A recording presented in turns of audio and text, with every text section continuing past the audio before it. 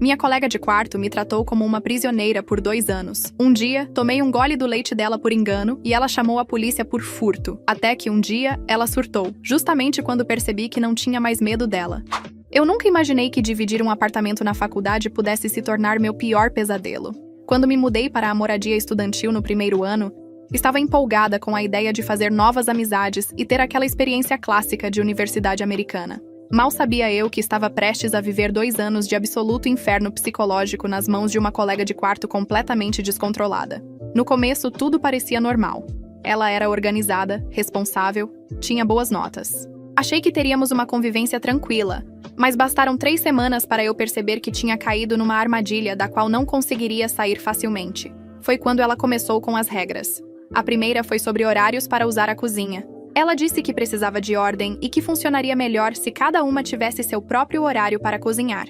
Achei estranho, mas pensei que era só questão de organização.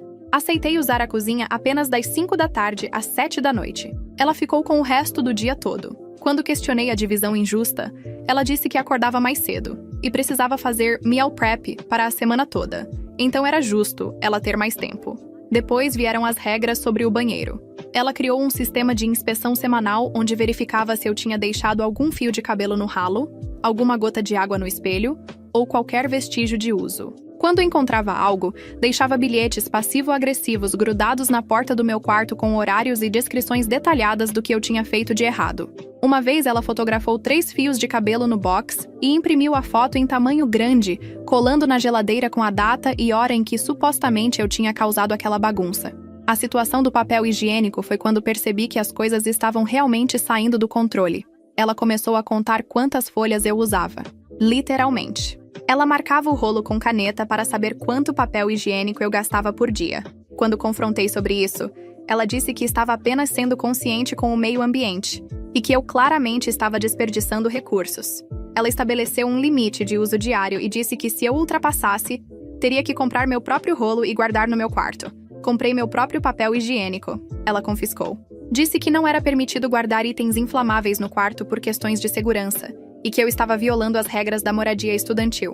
Eu não estava, mas ela inventava interpretações absurdas das regras oficiais da universidade para justificar qualquer coisa que quisesse. As multas começaram no 4º mês. Ela criou um sistema de punições financeiras para infrações que ela mesma inventava. Deixei uma luz acesa na sala quando saí?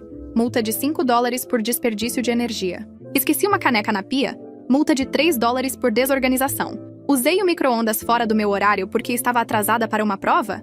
Multa de $10 por violação de acordo. Obviamente, me recusei a pagar.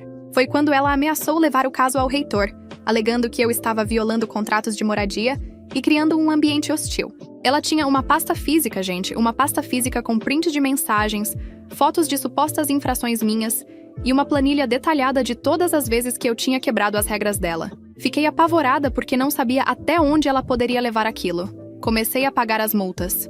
Eram 20, 30, às vezes $50 por mês.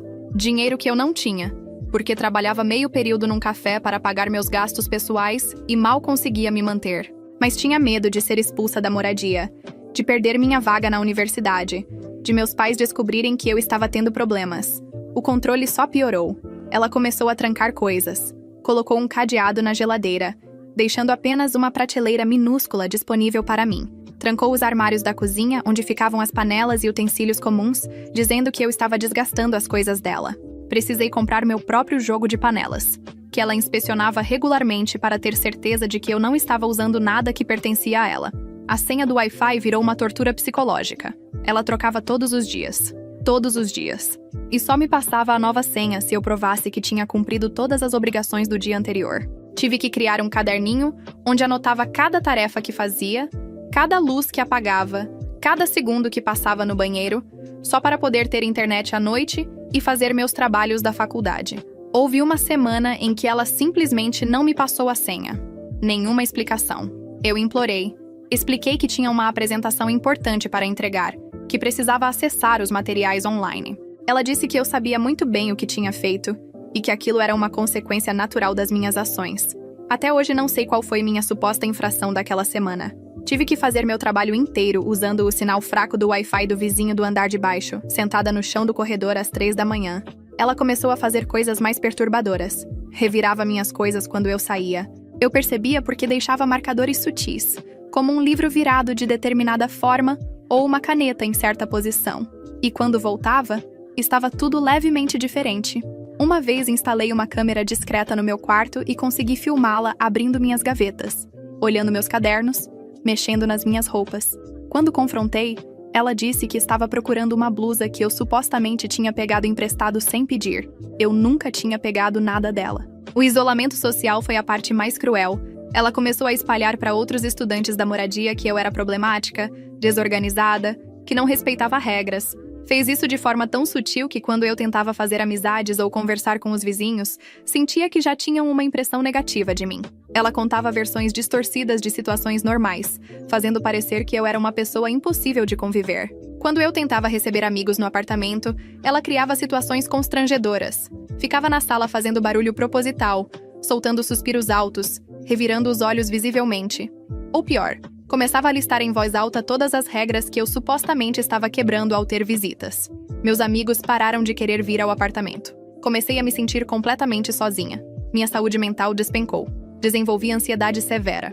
Tinha ataques de pânico antes de voltar para o apartamento. Ficava horas na biblioteca ou vagando pelo campus só para adiar o momento de voltar para casa. Minhas notas começaram a cair. Parei de comer direito porque o estresse de ter que usar a cozinha dentro do horário limitado, seguindo todas as regras absurdas dela, era grande demais. Tentei pedir transferência de quarto 3 vezes.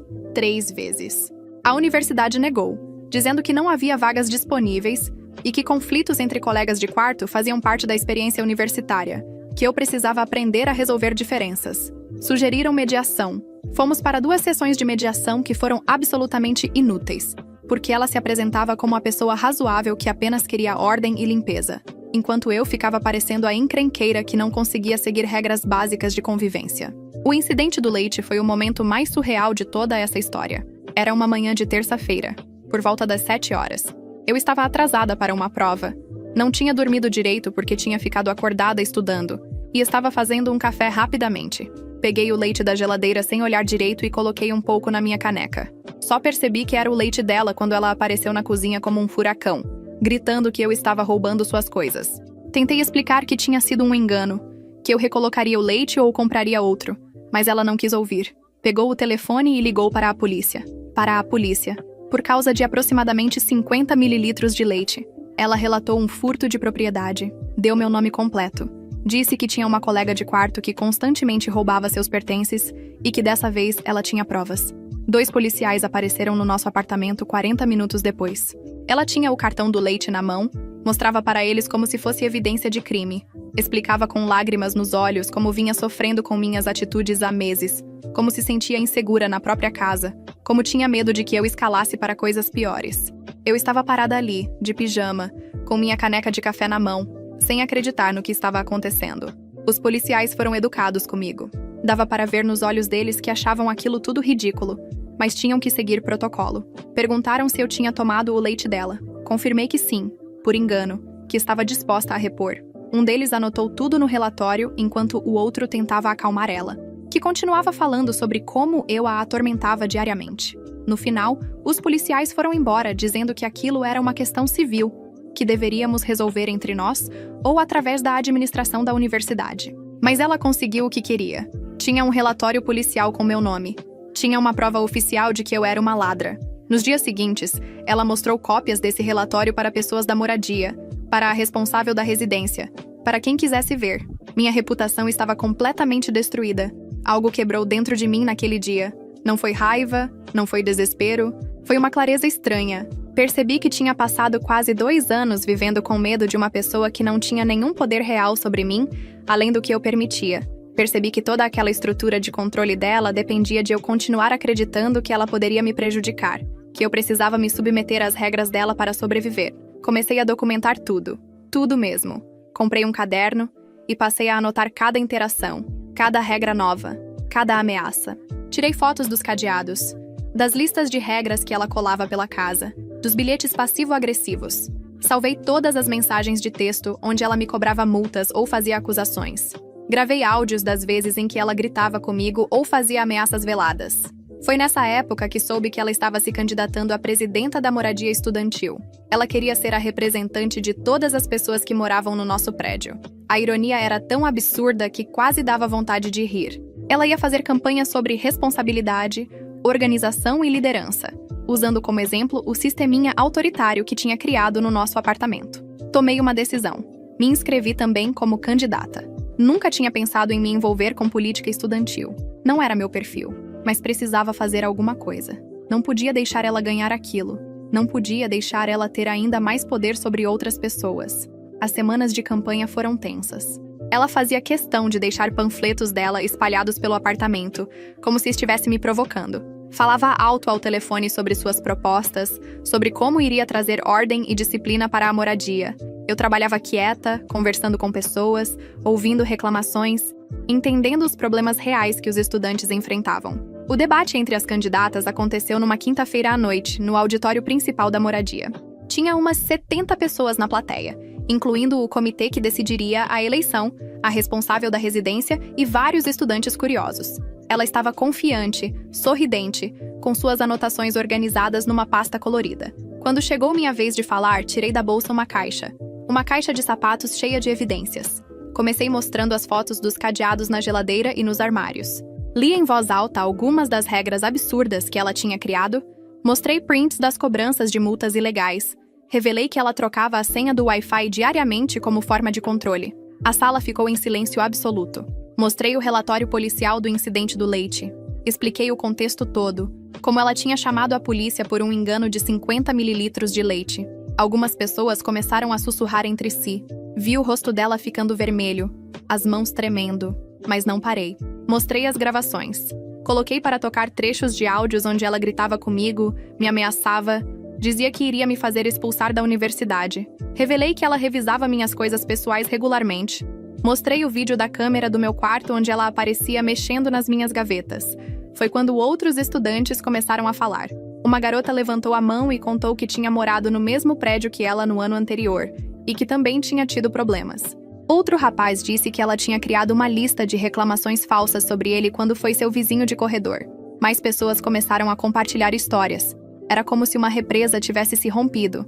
O momento mais impactante foi quando um dos membros do comitê perguntou sobre o namorado dela. Aparentemente, várias pessoas tinham visto um rapaz entrando e saindo do nosso apartamento em horários estranhos, ficando dias seguidos. Ela empalideceu. Tentou negar, mas tinha gente demais confirmando. Ele estava morando ilegalmente no dormitório há meses, enquanto ela me proibia até de receber amigos para estudar. A plateia começou a vaiar ela. O comitê interrompeu o debate e disse que precisaria investigar várias violações graves das regras de moradia. Ela tentou se defender, disse que eu estava inventando tudo, que era uma conspiração, que as pessoas estavam mentindo. Mas tinha provas demais: fotos, vídeos, áudios, testemunhas, documentos. Quando o debate terminou, as pessoas vieram falar comigo. Receberam abraços, pedidos de desculpas por não terem percebido antes o que eu estava passando, ofertas de ajuda. Ela saiu correndo do auditório antes mesmo do evento acabar oficialmente. Naquela noite, ela mandou 27 mensagens. Contei. Começaram com raiva, me chamando de traidora, de mentirosa, dizendo que eu tinha arruinado a vida dela. Depois vieram as ameaças, dizendo que iria processar por difamação, que eu pagaria por ter exposto ela daquela forma. Por último, vieram as tentativas de manipulação, dizendo que éramos amigas, que tínhamos passado por tanto juntas como eu podia fazer aquilo com ela. Não respondi nenhuma. Pela primeira vez em 2 anos, não senti medo das mensagens dela. Não senti aquele aperto no peito, aquela urgência de me explicar ou me defender. Apenas li, salvei como mais evidências e bloqueei o número. A responsável da residência me chamou para uma conversa no dia seguinte. Disse que tinha várias denúncias antigas contra ela nos arquivos, mas que nunca tinham conseguido comprovar nada porque ela era extremamente cuidadosa em inverter situações e fazer as vítimas parecerem as agressoras. Mas com todas as provas que apresentei, finalmente tinham base para agir. Ofereceram transferência imediata para outro apartamento, sem nenhuma penalidade ou custo adicional. Aceitei na hora. Também me informaram que ela receberia uma advertência formal, teria que passar por sessões obrigatórias de mediação e resolução de conflitos, e estava sob investigação que poderia resultar em expulsão da moradia. Mudei minhas coisas num sábado de manhã. Ela não estava no apartamento. Não nos falamos. Não houve despedida, Não houve encerramento dramático. Apenas peguei minhas coisas e saí daquela prisão que tinha sido minha casa por 2 anos. O apartamento novo era menor, mais antigo, ficava num andar menos desejável. Mas era meu. Tinha uma colega de quarto que trabalhava em turnos noturnos e quase nunca estava lá. Podia usar a cozinha quando quisesse. Podia deixar uma luz acesa. Podia tomar banho sem cronometrar o tempo. Podia simplesmente existir sem medo. As semanas seguintes foram estranhas. Tinha desenvolvido tantos comportamentos de defesa que não conseguia desligar. Continuava anotando tudo o que fazia. Continuava tirando fotos da cozinha limpa depois de usar. Continuava esperando bilhetes passivo-agressivos que nunca chegavam. A terapeuta que comecei a ver disse que era normal, que eu tinha vivido um trauma prolongado e que levaria tempo para meu cérebro entender que estava segura. Venci a eleição para representante da moradia. Nem era mais sobre derrotar ela, porque ela tinha desistido da candidatura depois do debate. Mas as pessoas votaram em mim porque viram que eu entendia o que era sofrer numa situação de moradia abusiva e que estava disposta a fazer algo a respeito. Usei minha posição para criar novas políticas. Estabelecemos canais anônimos de denúncia para conflitos entre colegas de quarto. Criamos um sistema de transferências emergenciais para casos de abuso ou ameaça. Implementamos sessões informativas obrigatórias sobre direitos e responsabilidades de quem mora nos dormitórios. Fiz questão de que nenhum estudante passasse pelo que passei sem ter recursos ou apoio. Ela foi expulsa da moradia no final daquele semestre. Não por causa do debate ou das minhas denúncias diretamente, mas porque a investigação revelou tantas outras violações que ficou insustentável. O namorado morando ilegalmente, intimidação de outros residentes, manipulação de regras, uso indevido de recursos comuns. Soube por terceiros que ela teve que procurar um apartamento fora do campus para o semestre seguinte. Nunca mais conversamos. Às vezes a via de longe no campus, mas desviávamos o olhar e seguíamos caminhos diferentes. Houve um momento, meses depois, em que cruzamos no corredor da biblioteca. Ela olhou para mim com tanto ódio que quase dava para sentir fisicamente. Mas eu não senti medo. Senti pena. Pena de alguém tão amargurado que precisava controlar e diminuir outros para se sentir poderosa. Meu último ano de faculdade foi completamente diferente. Minhas notas melhoraram. Fiz amizades reais. Me envolvi em atividades que gostava. Aprendi a colocar limites saudáveis, a reconhecer sinais de relacionamentos tóxicos, a usar minha voz quando algo estava errado. A terapia me ajudou a processar muita coisa. Entendi que tinha ficado naquela situação por tanto tempo por várias razões. Medo de confronto. Medo de parecer dramática ou exagerada. Medo de não ser acreditada. Medo de perder meu lugar na universidade. Vergonha de admitir que estava sendo abusada por uma colega de quarto. Algo que parecia tão trivial comparado a outros tipos de abuso. Mas aprendi que abuso é abuso. Não importa a forma que toma. Controle psicológico, isolamento, intimidação, manipulação, invasão de privacidade, punições arbitrárias. Tudo isso era real e tinha causado danos reais na minha saúde mental, nas minhas notas, na minha capacidade de funcionar normalmente. O trabalho que fiz como representante da moradia acabou ajudando dezenas de outros estudantes. Recebi mensagens de pessoas agradecendo por terem tido suporte para sair de situações ruins, por terem canais seguros para denunciar problemas, por saberem que não estavam sozinhas. Transformei minha dor em algo útil, em mudanças concretas que protegeram outras pessoas. Hoje, anos depois de formada, ainda penso naquela época às vezes. Não com raiva, não com trauma paralisante, mas como um capítulo difícil que me ensinou coisas importantes. Aprendi que mereço ser tratada com respeito. Aprendi que não preciso aceitar migalhas de dignidade. Aprendi que minha paz mental vale mais que evitar conflitos. Aprendi que às vezes a única forma de sair de uma situação impossível é enfrentá-la de frente, com provas, com coragem, com a verdade. Ela nunca admitiu que estava errada. Nem depois de tudo exposto, nem depois de ser expulsa, nem depois de todas as consequências. Para ela, eu era a vilã que destruiu sua reputação, que arruinou suas chances, que conspirou contra ela. E está tudo bem. Não preciso que ela reconheça o que fez. Não preciso do encerramento dela. Encontrei meu próprio encerramento ao reconstruir minha vida longe daquele controle sufocante. Se eu pudesse voltar no tempo e dar um conselho para mim mesma naquele primeiro dia quando ela começou com as regras absurdas, eu diria para documentar tudo desde o início. Eu diria para procurar ajuda mais cedo, para não ter vergonha de admitir o que estava acontecendo, para não minimizar meu próprio sofrimento. Eu diria que aquilo não era normal, que não era exagero meu, que eu não estava louca. Mas também sei que passei por aquilo no tempo certo para mim. Aprendi no meu próprio ritmo. Encontrei minha força quando estava pronta. E no final, não apenas saí daquela situação, mas transformei aquela experiência horrível em algo que ajudou muitas outras pessoas a não passarem pelo mesmo. Aquele apartamento não é mais minha prisão. É apenas um endereço antigo, um lugar onde vivi uma fase difícil, mas que não me define. Sou mais forte por ter sobrevivido àquilo. Sou mais consciente por ter aprendido a reconhecer manipulação. Sou mais compassiva por entender o que é se sentir preso e sem saída. E a melhor vingança, se é que posso chamar assim, foi simplesmente seguir em frente e construir uma vida boa. Uma vida onde posso deixar luzes acesas, onde posso usar meu próprio Wi-Fi sem pedir permissão, onde posso cozinhar às 3 da manhã se quiser, onde posso existir sem medo de punições arbitrárias. Uma vida livre. E você, se estivesse no lugar dela, o que faria diferente? Deixe seu comentário.